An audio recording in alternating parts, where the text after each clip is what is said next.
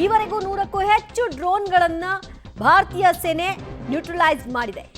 ಪಂಜಾಬ್ನಲ್ಲಿ 35ಕ್ಕೂ ಹೆಚ್ಚು ಡ್ರೋನ್ ದಾಳಿಯನ್ನ ನಡೆಸಲಾಗಿದೆ ಅನ್ನುವಂತಹ ವರದಿ. ಗುಜರಾತ್ನ ಕಚ್ನಲ್ಲಿ 15ಕ್ಕೂ ಹೆಚ್ಚು ಡ್ರೋನ್ ದಾಳಿಯನ್ನ ನಡೆಸಲಾಗ್ತಾ ಇದೆ. 100ಕ್ಕೂ ಹೆಚ್ಚು ಡ್ರೋನ್ ದಾಳಿಗಳಾಗಿದೆ. ರಾಜಸ್ಥಾನದಲ್ಲಿ 50ಕ್ಕೂ ಹೆಚ್ಚು ಡ್ರೋನ್ ಅನ್ನ ಉಡೀಸ್ ಮಾಡಲಾಗಿದೆ. ಎಲ್ಲವೂ ಕೂಡ ಪ್ರಯತ್ನ ಆಗಿದೆ, ಅಟೆಂಪ್ಟ್ ಮಾಡಿದ್ದಾರೆ. ಆದ್ರೆ ಆ ಅಟೆಂಪ್ಟ್ ನ ಅಲ್ಲಿಗೆ ಅದನ್ನ ಮುಗಿಸುವಂತಹ ಕೆಲಸವನ್ನು ಕೂಡ ಭಾರತೀಯ ಏರ್ ಡಿಫೆನ್ಸ್ ಮಾಡುವಂತಹ ನಿಟ್ಟಿನಲ್ಲಿ ಯಶಸ್ವಿಯಾಗಿದೆ. ಪದೇ ಪದೇ ಪಾಕಿಸ್ತಾನ ಈ ನೀಚ ಕೆಲಸವನ್ನ ಮಾಡ್ತಾ ಬರ್ತಾ ಇದೆ. ಪಾಕಿಸ್ತಾನದ ಮೇಲೆ ಬಲೂಚ್ ಆರ್ಮಿ ದಾಳಿಯನ್ನ ಮುಂದುವರೆಸಿದೆ. ನಿನ್ನೆ ಕೂಡ ಅಟ್ಯಾಕ್ ಮಾಡಿತ್ತು, ಇವತ್ತು ಮುಂದುವರೆದಿದೆ. ಕ್ವೆಟ್ಟಾ, ಪಂಜಗುರ್, ಟುರ್ಟಾಟ್ನಲ್ಲಿ ಕೂಡ ಅಟೆಂಪ್ಟ್ ಮಾಡಿದ್ದಾರೆ. ಪಾಕಿಸ್ತಾನದ ಮೇಲೆ ಬಲೂಚ್ ಆರ್ಮಿ ಒಂದು ಕಡೆಯಲ್ಲಿ ಮೂಗಿ ಬಿದ್ದಿದೆ, ಒಂದು ಕಡೆಯಲ್ಲಿ ಪಾಕಿಸ್ತಾನ ಉದ್ದೇಶಪೂರ್ವಕವಾಗಿ ಭಾರತದ ಮೇಲೆ ಮೇಲಿಂದ ಮೇಲೆ ಡ್ರೋನ್ ದಾಳಿ ನಡೆಸ್ತಾ ಇದೆ. ಈ ಕಡೆ ಭಾರತ ಕೂಡ ತಿರುಗೇಟನ್ನ ಕೊಡ್ತಾ ಇದೆ. ಇದರ ಬೆನ್ನಲ್ಲೇ ಬುದ್ಧಿ ಕಲಿಯುತ್ತಾ ಅಂದ್ರೆ ಇನ್ನೂ ಕೂಡ ಅದು ಸಾಧ್ಯವೇ ಆಗ್ತಾ ಇಲ್ಲ.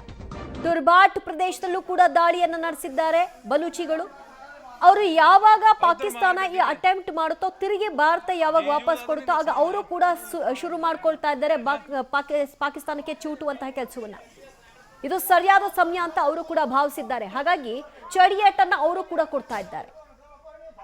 ಏನಾಗಿದೆ ಈ ದೃಶ್ಯ ನೋಡಿ, ಲೈವ್ ದೃಶ್ಯಗಳೀಗ ಆಗಿರುವಂತಹ ಪರಿಸ್ಥಿತಿಯ ಲೈವ್ ದೃಶ್ಯಗಳು ನೀವು ಸ್ಕ್ರೀನ್ ಅಲ್ಲಿ ನೋಡ್ತಾ ಇರೋದು. ಪಂಜಾಬ್ನ ಫಿರೋಜ್ಪುರದಲ್ಲಿ ಪಾಕಿಸ್ತಾನ ಹಾರಿಸಿದಂತಹ ಒಂದು ಡ್ರೋನ್ ಬಂದು ಬಿದ್ದಿದೆ.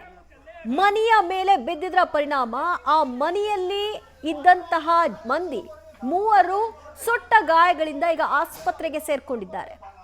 ಅಲ್ಲಿರುವಂತಹ ಕಾರ್ ಒಂದು ಸುಟ್ಟು ಕರಕಲಾಗಿದೆ.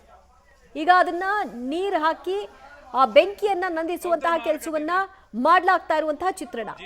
ಈಗಾಗಲೇ ಕಂಪ್ಲೀಟ್ ಆಗಿ ಹಲವು ಕಡೆಗಳಲ್ಲಿ ಪಾಕಿಸ್ತಾನಕ್ಕೆ ಹೊಂದಿಕೊಂಡಿರುವಂತಹ ಗಡಿ ಜಿಲ್ಲೆಗಳಾದ ರಾಜಸ್ಥಾನ, ಗುಜರಾತ್, ಪಂಜಾಬ್, ಜಮ್ಮು ಕಾಶ್ಮೀರದ ಜಿಲ್ಲೆಗಳಲ್ಲಿ ಬ್ಲ್ಯಾಕ್ಔಟ್ ಅನ್ನ ಕಂಪ್ಲೀಟ್ ಆಗಿ ಮಾಡ್ಕೊಂಡಿದ್ದಾರೆ. ದೀಪಗಳನ್ನ ಆರಿಸಿ ಮನೆಯಲ್ಲಿರಿ ಅಂತ ಹೇಳಿದ್ದಾರೆ, ಹೊರಗೆ ಬರಬೇಡಿ ಅಂತ, ಎಮರ್ಜೆನ್ಸಿ ಇದ್ದಾಗ ಮಾತ್ರ ಹೊರಗೆ ಬನ್ನಿ ಅಂತ. ಈಗ ಇವರ ಮನೆಯ ಸಿಚುವೇಶನ್ ಹಾಗೆ ಆಗಿದೆ.